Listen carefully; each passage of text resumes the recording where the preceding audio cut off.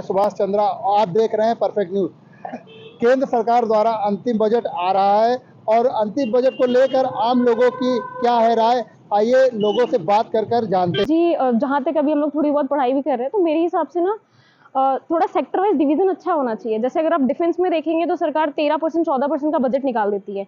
फिर उसके बाद में सुनने में आता है कि यहाँ पता लग रहा है कोई राफेल आ रहा है, कुछ आ रहा है, उसमें घोटाला हो रहा है। और अगर आप देखेंगे हेल्थ सेक्टर में, अगर देखेंगे तो वही 3% का बजट है। मतलब फिर हम लोग कोविड के टाइम पे दौड़ते हैं कि आईसीयू ये हो रहा है। तो थोड़ा सा मतलब डिवीजन अच्छा कर दें कि ठीक है, डिफेंस में भी जरूरत है, हालांकि चाइना पाकिस्तान दो तरफ से हमारे बॉर्डर है, बट हेल्थ सेक्टर में थोड़ा बढ़ाना चाहिए उनको। फिर अगर आप फार्मर्स की तरफ लेंगे, कोई किसान की बात अगर कर लीजिए, अभी आप महंगाई देख रहे होंगे, टमाटर का वो स्टॉल लग रहा है, उधर अलग स्टॉल लग रहा है कि हम लोग नॉर्थ साइड से लेके आ रहे हैं।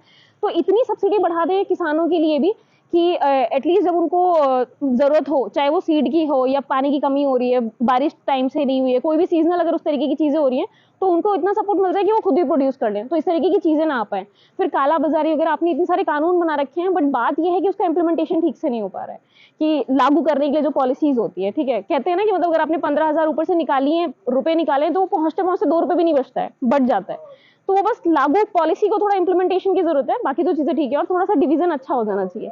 और बाकी जैसे देख रहे हैं कि मतलब अभी मान लीजिए कोई भी सेक्टर पे नौकरियों की जो बात कर रहे हैं युवा, ठीक है, अग्निवीर है, लोगों ने प्रोटेस्ट किया, बात अलग है, बट हाँ, थोड़ा सा सरकारी सेक्टर में आपको वैकेंसीज बढ़ाने की जरूरत है। जैसे अगर प्राइवेटाइजेशन होता चला जा रहा है, तो प्राइवेटाइजेशन अच्छी चीज है, सरकार के पास पैसा आएगा, सरकार का जो फिस्कल डेफिसिट कम हो जाएगा, बट वहीं पर आपको थोड़ा सा ना मतलब गवर्नमेंट का भी रोल बढ़ाना चाहिए। मतलब अगर आप हर चीज प्राइवेटाइज कर देंगे तो जनता का जो भरोसा है वो कम होता चला जाएगा। अगर जनता आप पे इतना भरोसा कर रही है कि 2018 के बाद आपको एक और टर्म मिला है और फिर से आप तैयारी कर रहे हैं, आप एक और सत्र के लिए आने जा रहे हैं 5 साल के लिए, तो कोशिश करिए, मतलब प्राइवेटाइजेशन करिए, बट उसका थोड़ा अगर अच्छे तरीके से उसको कह सकते हैं ना लागू किया जाएगा तो बेहतर है। रेलवे का भी देख लीजिए, उसको प्राइवेटाइज किया गया तो क्या हो गया, चार्जेस बढ़ गए हैं, बट सफाई अगर अभी आप जाके देखेंगे तो कुछ नहीं मिल रही है। तो बजट, हाँ, सुविधाएं उतनी मिल ही नहीं पा रही है। मतलब प्राइवेटाइज इसीलिए किया गया था कि लोगों को अच्छी सुविधा मिले। किसी की भी बात कर लीजिए, ठीक है, अभी जर्नलिस्ट की भी बात करिए, इतना उनके ऊपर अत्याचार होता है, वो लोग मतलब अपना वो नहीं दिखा पाते। तो हर चीज को एक प्रॉपर रोल देना चाहिए। ये जो बजट होता है, ये पूर्णकालिक बजट तो सरकार कर नहीं पाती है, क्योंकि चुनाव 1 महीने के बाद चुनाव घोषणा हो जाएगी। तो ये जो है, जो थोड़ा बहुत उस चीज़ें, कुछ चीज़ें छूट गई हैं या जो चीज़ें उसके लिए चालू करनी होती हैं, जो योजनाओं में पैसा कम पड़ रहा है, वो योजनाओं को आगे चालू करने के लिए, जिससे कि बीच में चुनाव के दौरान उसमें 2-3 महीने चुनाव में लगता है, उस दौरान उसमें कोई काम न रुक पाए और कोई भी अर्थव्यवस्था में से लेके जो सुचारू ढंग से जो चीज़ें चलती हैं वो न हो पाए करके ये बजट का वो होता है। जब सरकार तीसरी बार आएगी, अपना जो है पूर्व बजट लाएगी और हमें अगली बार जो तीसरी बार मोदी सरकार आएगी तो किसानों के लिए बहुत कुछ करेगी, हमें ये विश्वास भी है। और काफ़ी चीज़ें किसानों के लिए मोदी सरकार में हुआ भी है, और मोटे अनाजों का जो प्रोत्साहन हुआ है, और जो फसलों में जो वृद्धि हुई है, मिट्टी की जो सोल्यूशन है, जो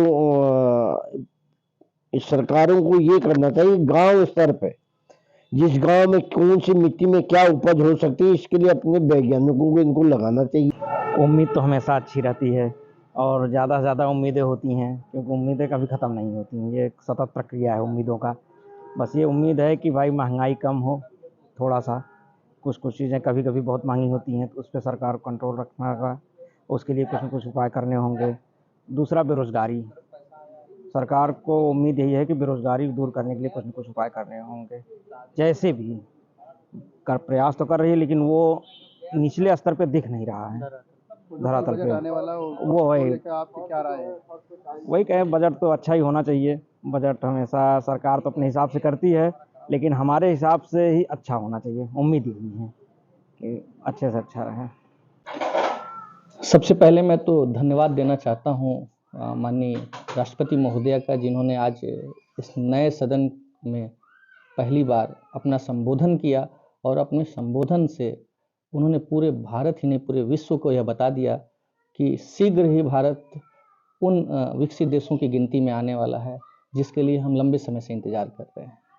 रही बात इस आने वाले अग्रिम बजट की, तो उन्होंने अपने संबोधन में पिछले 10 वर्षों में भारतीय जनता पार्टी की सरकार द्वारा लाई गई अनेकानेक योजनाओं का विस्तार से विवरण करते हुए बार बार अपने संबोधन में यह जानकारी दिया कि किस योजना से कितना लाभ हुआ और किस तरह से अंत्योदय के संकल्प को जिस तरह हमको प्राप्त करना था उसको हम प्राप्त करते जा रहे हैं लगातार, चाहे वो गांव, गरीब, किसान, मजदूर वर्ग हो, महिलाएं हों, बच्चे हों, शिक्षा के जगत में, स्वास्थ्य के जगत में, हर क्षेत्र में, रक्षा के जगत में, डिजिटल इंडिया बनाने के संकल्प के क्षेत्र में किस तरह से हम अग्रसर होते हुए आगे बढ़ रहे हैं।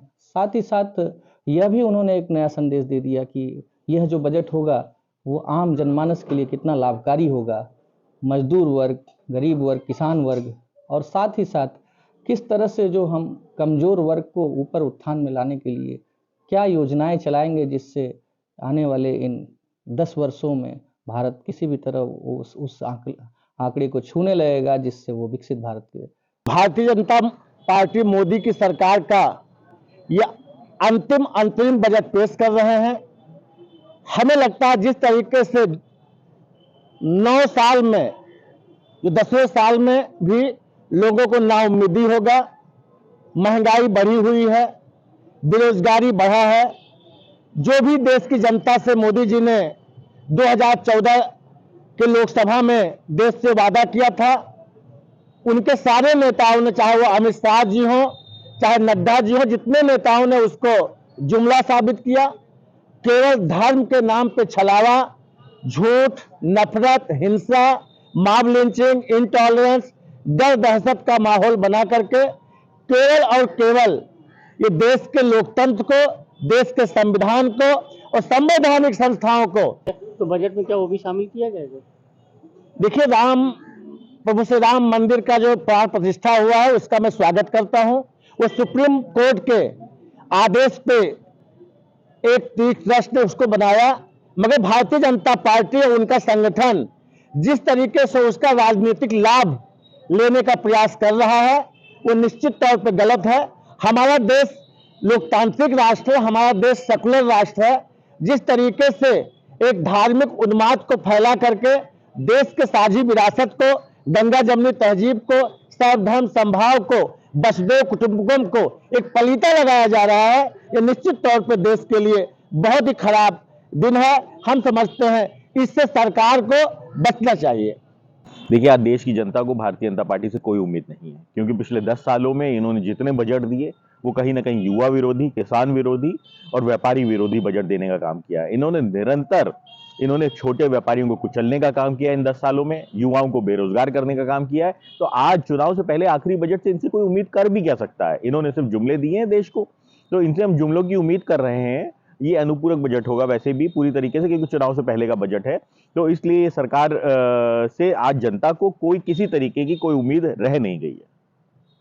देखिए, ऐसा है, हमेशा गांव, गरीब, नौजवानों के लिए ये बजट आज तक जो आया है, और जो मुझे पूर्ण भरोसा और विश्वास है ये जो बजट आएगा ये बहुत ही गांव के गरीब, महिलाओं, बच्चों, छात्रों, नौजवानों और किसानों, व्यापारियों सबको खुश करने वाला बजट होगा। और सबको, जहां तक आप देखिए, छोटी छोटी चीजें जो लोगों के जीवन में जरूरत की थी वो हमारा भारत के प्रधानमंत्री जी ने उत्तर प्रदेश में हर जगह बजट में समायोजन किया गया है। इस बार भी जो कमियां रह गई है वो सब पूरी की जाएंगी। उत्तर प्रदेश में, देश में पैसे की न कमी है न आगे होगी। विकास हो रहा है और एक तरफा विकास होगा।